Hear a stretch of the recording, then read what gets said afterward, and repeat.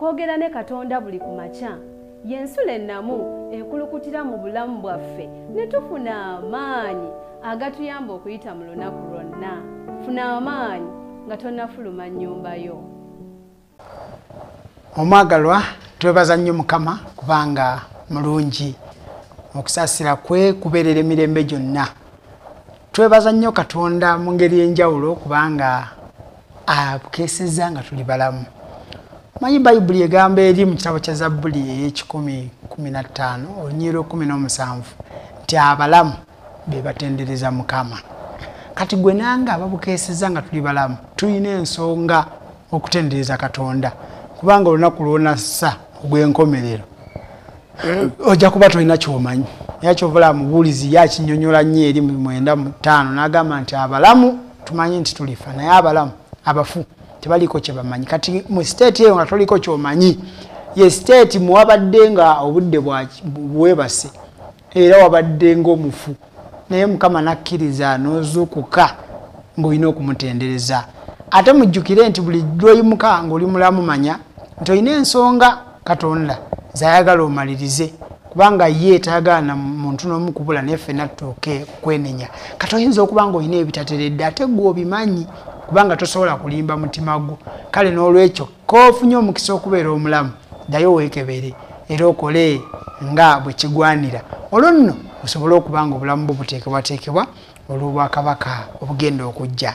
Akaseera ke tulina mu nsi katono, n'olwekyo kakozese n'amagezi okusobola okuwangula ensi eno ey'ekibi. Enkya ya leero Mukama atuwadde omukisa okweyongerayo n'ebyokuyiga byaffe. Mujjukire nabagambye nga bwe tuze tuyiga tuli lunyiriri ku lunyiriri olw'ekitabo kino ekyakubikkulirwa, ekitabo ekisuffu, ekitabo ekibikkula Katonda mu ngeri y'enjawulo, ekitulaga ebiro bino eby'enkomerero kubanga n'erinnya lyakyo liwulira kubikkulirwa. Katonda abikkulira omuddu we Yokaana amulage ebyo ebyali byabikkibwako ebbanga. Era bw'ojjukira gwe omusomi w'obunnabbi mu biseera biri ebya Danyeri Katonda n'amugamba bikkako kubanga ebyo biseera byo. Kaakano biri mu kubikkulwa mu nnaku zino ez'enkomerero. Kitegeeza ki nti gwe nange abafunye omukisa okutuukibwako ebiseera bino eby'enkomerero tusaanidde nnyo okubyekkenneenya kubanga birimu okulabula eri obulamu bwaffe okuba nga tuteekebwateekebwa. Mukama waffe agenda okujja ddala ddala tusange nga tweteeseteese okumwaniriza ku bire. Era leero tugenda kutunuulira ekyokuyiga ekiriko omutwe ogugamba nti okuzaala okw'ekyewuunyo. Okuzaala okw'ekyewuunyo tutuuse mu ssuula yaffe eno mu lunyiriri olwokubiri olw'essuula yakubikkulirwa 12 naye nga tutunaba kuyiga nja kukusaba wawombeeka wamu nange Mwoyo Mutukuvu atuluŋŋamye tumukoowoola atuluŋŋamye mu byokuyiga bino. Katusabe. Katonda Kitaffe, Katonda Omwana, Katonda Omwoyo Mutukuvu, tweyanziza kubanga obukeesezza nga tuli balamu. Weebale byansusse okubanga ffe abalamu tufunye omukisa ogukutendereza Taata. Tusaba Mukama oyongere okutwongera omukisa ogwo akabanga konna Mukama k'otuwadde mu nsi. Tukutenderezenga era tukujulirenga. Era ne bwe tunaava mu bulamu bw'ensi ebikolwa byaffe eby'okukusinza n'okukutendereza bigende naffe. Olwo nno okusinziira ku kisa kye ekingi ffe abaana abatambulidde mu mpisa yo tusobole okuba nga empisa eyo tujja kontinuinga nayo mu bwakabaka obw'omu ggulu.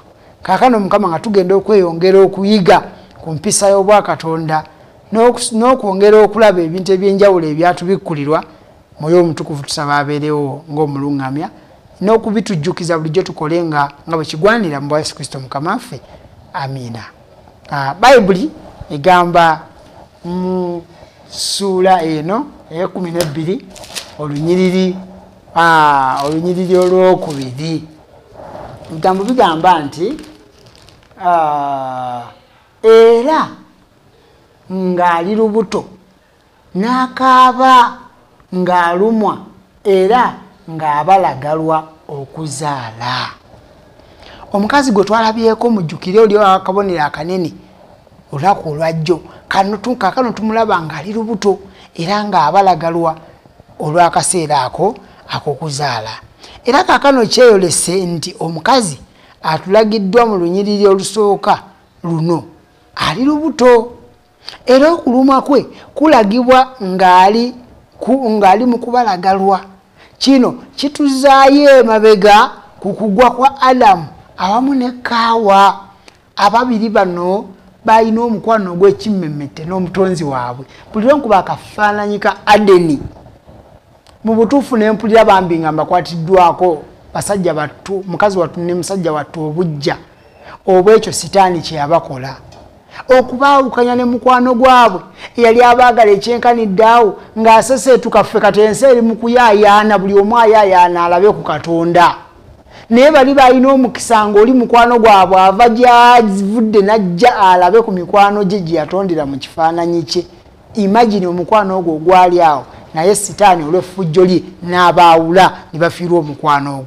Katonda mwe yategeereza ebiriva mu kwonoona kwabwe, Katonda agamba Kaawa nti okwongera naakwongerangako obulumi bwo n'okubeerangako olubuto, ti mu bulumi mw'onaazaaliranga abaana. Era kituufu olwaleero ogenda mu malwaliro n'osanga omukyala ng'alaajana yenna ng'asambagala. Waliwo yatugamba nti eri bwe yali mu ddwaliro n'alaba maama we nga yali atuusizza akaseera k'okuzaala ng'agenda kuzaala mutowe. Maama ng'akuba omulanga, siribiddamu nze. Ne bamuga owaaye biki ebyo by'otaddemu? Ng'olubuto lumususseeko lumulumye n'agamba nze siriddamu nze ensonga ya kuzaala. Naye nga ate weewuunye bwe bamala okuzaala obulumi buli nga bugenze, ate buli lwasitula akaano omukwano gw'omwana ate ne gumutuma okuddayo.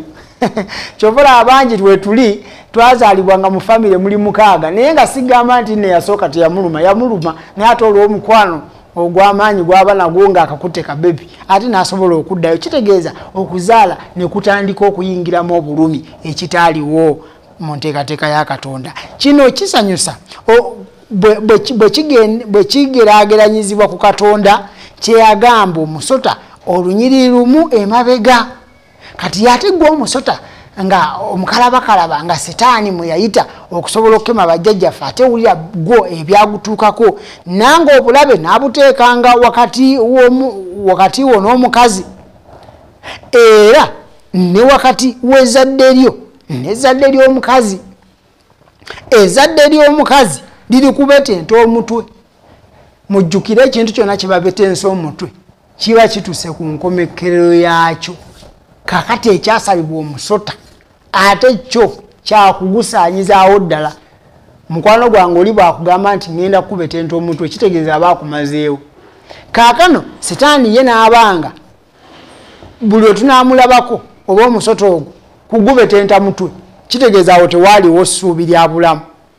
Naye ate n'agamba nti naawe olibetenta ekisinziiro kuba kafaananyi ng'obadde otambula.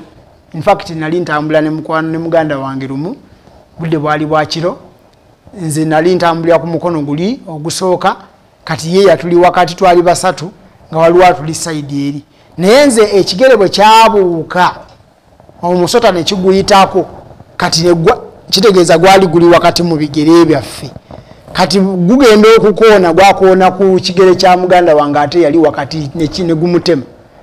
Naye olwaleero wali mulamu. Era bamuddusa misinde, yagamba omusota gunnumye kuba yaguwulira, era ne gudduka ne gugenda. Ne bamuyoolayoolaawo ne bamuddusa ne bamujjanjaba, munnange n'awona. Naye kitwale nti singa gwali mutwe gwe babetense wali baddewo essuubi ly'obulamu tewali badde. Kale ffe twebaza Katonda nti awo waliwo obulokozi obw'omuntu obutasaanirawo ddala n'asigala ng'akyalina omukisa ogubeera omulamu. Ekitaaliwo oba ekitaaweebwa omusota. Era tulabanga ezzadde ly'omukazi ye Yesu Kristo, nti wadde sitaani alwanye naye Yesu Kristo yamuwangula. Olaba n'amagombe yagawangula. Waliwo ekyawandiikibwa kyensinga okwagala ennyo mu Bayibuli. Lwaki nkyagala nnyo? In fact njagala bingi kubanga nze njagala nnyo okuyiga ekigambo kya Katonda, okuba alina kizuula nti ekigambo kyetabaaza eri ebigere byange n'omusana eri ekkubo lyange, nti wemba njagala otambula obulungi, wemba njagala obulamu obulungi. Olaba naye oba oyagala obugagga, njagala nkutegeeze mukwano gwange, beera nga osoma ekigambo kya Katonda nti yatugamba tusooke tunoonye obwakabaka bwe n'obutuukirivu bwe ebirala bitongerweko. Gwe buli kye weetaaga mu nsi muno bwoba oyagala okukifuna genda oyige ekigambo kya Katonda. Mu kigambo kya Katonda mulimu method, mulimu engeri zonna zoyinza okukozesa okusobola okufuna ku buli kye weetaaga naye nga n'ekisinga byonna obulamu obutaggwaawo. Kati omwo mwe tusanga Yesu Kristo. Tulaba nti ezadde lya Yesu, ezadde ly'omukazi ye Yesu Kristo eri mu Bagalatiya 3:16. Kati Yesu Kristo oyo nga ezadde ly'omukazi tulabanga awangula Setaani n'alyoka awandiika ekyawandiikibwa ekyo kyenjagala ennyo ekisangibwa mu kitabo ekya Yokaana. Ekisangibwa mu Yokaana? Yokaana essula 11 olunyiriri 25. Bayibuli wagambira nti nno Yesu yagamba yali ayogera story eri wakati wa Yesu ne Mariyamu. Mariyamu maliza kati awo gundi we yafiira Lazaro. Yesu najja n'abagamba nti yenze kuzuukira n'obulamu. N'alyoka akola statement nga buli lwenjirowoozaako nzija n'akamwenyumwenyu ku matama n'agamba akkiriza nze ne bw'aba afudde aliba mulamu.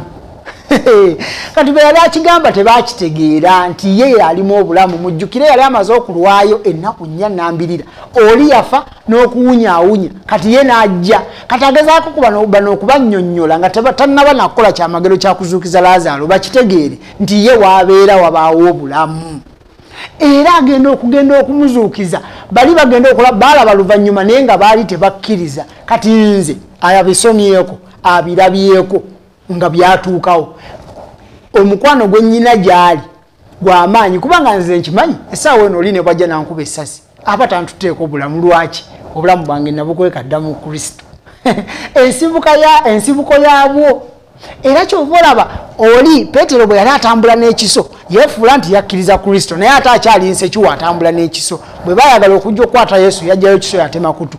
Yesu n'akwata okutu n'akuzzaako. Ensibuko y'obulamu ezzaako n'okutu okutemeddwa. Kati oyo ye Yesu gwe ngezaako okugamba olwaleero nga lyezadde ly'omukazi. Era kitegeeza ffe ffenna abakkiriza essuubi lyaffe lyonna Kristo yalikomyawo oba likomawo mu lunyiriri olwo olwa lubereberye 3:15 olusonga ku Kristo nti ye nannyini bulamu nti wadde omulabe Sitaani ajja kulwana n'ajja kubetenta kisinziiro then ffe tubetente mutwe. Era njagala nkuwa amawulire amalungi essaawa yonna Mukama waffe akomawo alabika kubire amalewo Setaani ne bamalayika be n'ebikolwa bye byonna ebibi tudde mu nsi eyatuteekebwateekebwa omutali naku kukaaba wadde okulumwa nga yensi eyo omwana w'omuntu oba ezadde ly'omukazi eyo mwerituula essaawa eno ng'ali ku ntebe ey'obulamuzi. N'olwekyo omusota nga ye Setaani nga bwe tubiraba eri mu Kubikkulirwa 12:9 tulabanga omusota ogwo gwawulira ennaku ey'amaanyi ng'ezadde ly'omukazi lyakugubetenta omutwe. Era kyova olaba kati tuweebwa okulabulwa. Mukwano gwange tuweebwa okulabulwa. Bayibuli etugamba mu kitabo kya Kubikkulirwa essula 12 n'agamba nti nno musanyuke eggulu n'abalituulamu n'ezisanze ensi kubanga omulyolyomi Setaani asse ng'alina obusungu bungi. Olwaleero Setaani obusungu bwalwana nabwo gwe ali mu kuteeka olubalaato mu nsonga zino ez'okukkiriza Kristo n'okukola okwagala kwe. Kizibu kyo kyakufuna mukisa gulokolebwa anti omulwanyi wo wa busungu bungi ate tomulaba. Nabagambye olunaku lwajjo nti ennaku zino ayambala kifaananyi ekyamalayika ow'omusana. Kati najja n'akusanga nga tolina kigambo kya Katonda n'ayitira mu kukikyanga n'akulimba n'afundikira ng'akusudde. Abamu abaleetedde kubanga banywevu omuntu ayonoona naye nga munywevu era kati bakompromisinga abantu kati Katonda tebakyamwagala. In fact omanyi ekigambo kiri nti omuntu atuuka kaseera mu kifo ky'okumanya Katonda kale yeefuula nti amutegedde oba amumanyi kati n'asukka level y'okumumanya n'atandika kumumanyiira. Omumanyiira otya? Kwe kubanga omaze okutegeera nti kyokola kibi naye n'osigala ssebo ng'oyimiridde mu linnya lya Katonda nga mwoyonoonera naye ng'oyita okoowola Katonda. Oli mwenzi naye ogenda mu maaso n'okulaga nti oli muweereza. Oli mubbi ogenda mu maaso olaga nti omuweereza. Kati awo nno bwe tusangibwa ekyawandiikibwa eri ekitugamba eri mu kitabo ky'Abaebbulaniya essula 10:26 n'agamba nti omuntu yenna agenderera okwonoona nga amazima gamaze omubikkulirwa aba takyalinayo omukisa gonna ogw'okwenenya 27 n'akawaŋŋamula n'agamba nti oyo aba alinze muliro ogugenda okwokya abajeemu. Kati awo nno tolowooza nti abeera ggwe naye sitaani oyo nga missoni ye yakukuzikiriza olw'obusungu bw'ayina olw'okuba akimanyi nti omutwe gubetentebwa asaanawo ssaawa yonna ate jjukira ye takyalina mukisa gulokolebwa akakisa ke kagwawo yaba abikozesa era ng'ayagala kukusulikayo akuzikirize. Kati gwe awulidde ebigambo bino dduka misinde weekwate Kristo ono osobole okuba ng'obulamu bwo buwona okuzikirira. Era tutegeera nti mazima omukusota oguteeka okubanga gwategeera nti ebintu si byakusaaga okuva mu Adeni. Setaani abadde ng'asala olukwe okusaanyaawo era ng'alindirira ezzadde ly'omukazi eryasuubizibwa. Yamanya nti ezzadde ly'omukazi lyalagulwa kuva mu bantu ba Katonda abalonde, eggwanga ly'Abayudaaya, omukazi ow'omu ndagaano enkadde. Era yakola kyonna ekisoboka okuziiza okuzaalibwa kuno okuwa ezzadde ly'omukazi Kristo. Sitaani yasala gonna okulaba nga tazaalibwa oba n'okumutta nga kawere neyewa byonna ne bigaana kubanga Katonda omukono gwa Mukama gwaliwo okuprotectinga abazadde be n'omwana okulaba nga akula era ng'alumba awatali kussa mukono abeesigwa bano eri Katonda. Olwaleero kankubuulire tewali muntu akyasinze kusoomoozebwa nga muntu mwesigwa eri Katonda. Osanga basoomoozebwa mu buli mbeera y'ensonga lwaki Katonda atuwa amagezi n'atugamba n'amaaso gaffe tugasitule tugajja kubisoomooza kubanga Sitaani kati byakozesa asoomoozeza abantu abamu mu bizinesi abalala mu maka. Oli n'asoomoozebwa nga Sitaani kyanoonya muleetera ebyo byonna amusuule. Naye mujjukire Katonda atuwadde omukisa n'atusiigira ebifaananyi mu Bayibuli ebyabasoomoozebwa naye ne bagumiikiriza ne bawangula. For example, mujjukire Yobu. Sitaani agenda mu maaso ga Katonda n'amugamba nti oyo Yobu mwesigwa lwa nsonga omuwadde bino obulamu butambula buli kimu. Katonda n'amugamba nedda oyo omusajja wange yantegeera. Gwe genda okome ku bintu bye naye tokoma ku bulamu bwe mulaba ebyavaamu. Kyova olaba kati ffe abatuukiddwa ku bino ebiro ebyenkomerero ate tusaanye nnyo okujjukira ekyawandiikibwa kye njagala okubasomera ekisangibwa mu kitabo kya Baluumi essuula ey'omunaana olunyiriri olw'18. Bayibuli weegambira agamba bw'ati 18 agamba nti kubanga ngera ng'okubonaabona okw'omubiro byakaakati nga tekutuuka kwenkanyankanya n'ekitiibwa ekigenda okutubikkulirwa ffe. Kati kitegeeza nze bino Sitaani byaleeta ebikemo ebisoomooza okubonaabona biki. Nze Katonda wanankubiriza nzijjukire nti nyina okusitula amaaso gange ng'ajja ku bino ngateeke kulirya essuubi lye ngenda okufuna oba n'ekitiibwa kye ngenda okugwamu oluvannyuma lw'okubonaabona n'okusoomoozebwa kuno nga kuwedde. Kati gwe mukwano gwange amaaso go gatadde ku ki? Ogatadde ku bisoomooza ebyo nno Sitaani mwe yeekwesi ayagala akuyoole. Atadde okusoomooza mu maka go ng'ayagala otandika okuterebuka oyiga obwenzi. Ngamba gwe omusajja n'omukazi Mukama be yawa obufumbo obutukuvu. Atadde okusoomooza mu baana bo bafuuse ekirala oyagala oterebuke abamu batandika kuwoza kati Mukama yaliwanga abaana bange bali bwe bati waali naye akusaba kimu gwe beera mwesigwa mu buli mbeera beera mwesigwa kubanga ye takulekangako. In fact amawuli amalungi gali nti aluma wamu naawe. Kati gwe beera mwesigwa ky'ofa olaba kino kyo kya mwoyo era kya muntu afuba okulaba ng'asembeera Katonda. Kigamba be thankful in all circumstances. Basesalonike ekisooka 5:18 ti embeera yonna oba esoomooza etya oba eri etya Katonda akusuubira okubanga weebaza bwebaza kubanga okimanyi nti emabega wa byonna waliwo Katonda era ajja okuwanguza mu byonna. Kyova olaba bw'osoma luno olunyiriri olw'28 Baluumi 8:28 agamba bw'ati nti era tumanyi nti eri abo abaagala Katonda era abaayitibwa ng'okuteesa kwe bwe kuli ebintu byonna abibakolera wamu olw'obulungi buli kimu ekituukawo mu bulamu bw'oyo ayagala Katonda era ayayitibwa ng'okuteesa kwe bwe kuli ebintu byonna bibakolera olw'obulungi ne bwe biba bisoomooza bitya biriwo lwa bulungi bwo kubanga ebyo by'oyitamu tebyenkanankana na kitiibwa ky'ogenda kuweebwa ku lunaku luli olw'obuwanguzi. Weetegereza obulumi bw'omukazi ng'alumwa okuzaala mu lunyiriri lwaffe luno. Ekigambo ky'Oluyonaani ekyasooka ekigamba nahakaaba kurazo kiyinza okutegeeza okukaaba oba naasaba okuwalana eggwanga ng'emu ku nkuluze ya Bayibuli bwegamba.